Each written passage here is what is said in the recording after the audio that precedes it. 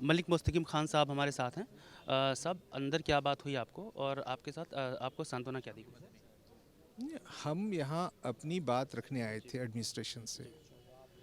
हमने पहली बात एडमिनिस्ट्रेशन से ये रखी है कि ये जो हल्द्वानी में वाक़या हुआ, जिसमें मस्जिद को तोड़ दिया गया, मदरसे को तोड़ दिया गया, और उस दिन वहाँ कई व्हीकल जलाए गए, पुलिस पर भी पथराव हुआ, पुलिस स्टेशन को भी लोगों ने उस पर हमला किया।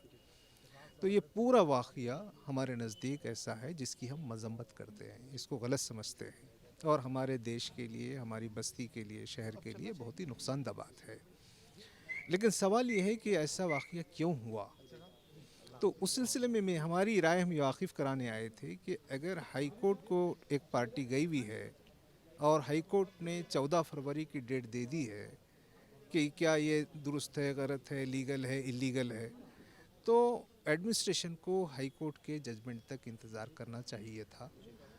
उसके बगैर ये जो उजलत में काम किया गया, और मुकामी आबादी जो हर पहलू पे उनको कोऑपरेट कर रही है, वो इस मामले में भी कोई बात हो सकती थी। तो लोकल जो लोग हैं उनको कॉन्फिडेंस में लिया जाता तो इतनी भीड़ जमा नहीं होती थी। लोग एहतजाज तो करते थे क्योंकि मस्जिद है, मदरसा है। अब ये जो हमारे मुल्क में जो मस्जिद, मदरसा, मंदिर, चर्च की बात होती है, इससे लोगों को बड़ी गहरी अकीदत होती है। तो और वो अगर बहुत सालों से हो तो अब वो लीगल है, इलीगल है, तो उसको लीगलाइज करने के भी कोई प्रोसेस ढूंढे जा सकते थे। तो ये सब काम एडमिनिस्ट्रेशन की तरफ से होना नहीं, चाहिए था। दरअसल बात यह है कि जो दूसरी तरफ से अचानक से एक मॉब आया और जो उसने हमला किया पुलिस वालों पर, तो आप लोग कह रहे हैं कि आप भी कह रहे हैं कि ये जल्दबाजी थी, आपके हिसाब से जल्दबाजी थी। लेकिन जो उधर से एक अचानक मॉब आ गया, वो क्या पहले से प्री प्लान था कि एक साथ इतना मॉब कैसे आ गया, ये सवाल है सर। हो सकता है दो चार लोग, पाँच लोग, 10 लोग आ जाएं, लेकिन हज़ारों हज़ार की संख्या में अगर एक साथ लोग आ जाते हैं तो अपने आप में सवाल खड़ा हो जाता है।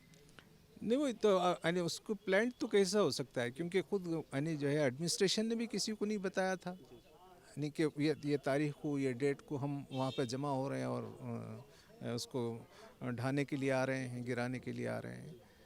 तो वो जो अब वो एडमिनिस्ट्रेशन को मालूम था, आवाम को तो मालूम नहीं था कि वो जा रहे हैं। जी। जी, तब सवाल मेरा वही है कि अगर आवाम को मालूम नहीं था तो फिर इतनी भीड़ कहाँ से आ तो सकती है? वही वही हमारा भी सवाल यही है। हमने एडमिनिस्ट्रेशन को भी पूछने की कोशिश की कि इसलिए हमारा समझना ये है कि जो भीड़ है उसमें कुछ शरीफ और सादा लोग तो हैं जो मस्जिद की और मदरसे की मोहब्बत में आए थे।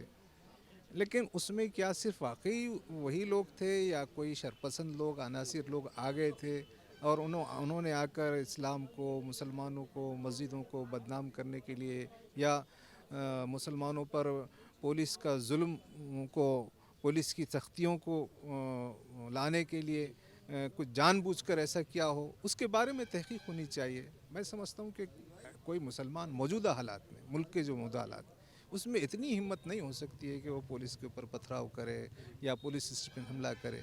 वो समझ में नहीं आता है, हम भी समझना चाह रहे हैं। तो जिस एरिया में वो मस्जिद, ईदगाह वगैरह बना था, तो उसको पूरी तरह से अवैध बताया जा रहा है और अवैध जगह पर कोई धार्मिक स्थल कैसे बन सकता है? नहीं, बस वही, कोई चीज़ लीगल है, इलीगल है, कौन तय करेगा? अब ये तो जो एविडेंसेस की बात है, कोर्ट की बात है। हम यहाँ खड़े हुए ये नहीं कह सकते कि क्या लीगल है, क्या इलीगल है। इसीलिए तो हाई कोर्ट को गए थे लोग। तो हाई कोर्ट से डिसीजन आने तक इंतज़ार करना चाहिए था। एक चीज़ और है सर, जो बनभूलपुरा का इलाका है, वहाँ पर करीब अगर देखें तो 4500 के करीब घर हैं और कुछ दिनों पहले मुख्यमंत्री जी ने कहा है कि जो भी चीज़ें अवैध होंगी, उन पर भी बुलडोज़र चलेगा। ना, बुलडोज़र की जो पॉलिटिक्स है वो मुल्क के लिए नुकसानदायक है। ये एक पॉलिटिक्स हो गई है, यानी मध्य प्रदेश में भी हो रही है, उत्तर प्रदेश में भी हो रही है। अब इन्होंने यहाँ भी शुरू कर रखा है, और भी कोई मुल्क में शुरू कर सकते हैं। तो देश की जनता को, देश के शहरियों को अगर मुल्क के हुक्मरान और मुल्क के शहरियों को अगर दुश्मन समझते हैं कि उस पर बुलडोज़र चलाएं, तो ये तो यानी कुछ चीज़ें गलत या सही हो सकती है, उसको रेगुलराइज करना कि नए नए उसूल निकाले जा सकते हैं। यानी कोई इलीगल है तो उसको लीगलाइज बनाने के कोई टर्म्स एंड कंडीशंस निकाले जाएं। जी, शुक्रिया, शुक्रिया। ये हमारे साथ दिल्ली से एक डेलीगेशन आया हुआ था, उनके एक सदस्य थे। तो इन्होंने जो कुछ भी बात की और उसके बाद हमें बताया कि आगे अब क्या होगा, क्या होने वाला है और इनको क्या सांत्वना दी गई है अंदर। क्यों ये जो वाक़यात हुए हैं ये क्यों हुए हैं, इसकी वजह से कितना नुकसान हो सकता है, ये मुल्क के लिए ठीक नहीं है, देश के लिए ठीक नहीं है, तमाम तरीके की बातें इन्होंने हमारे सामने रखी।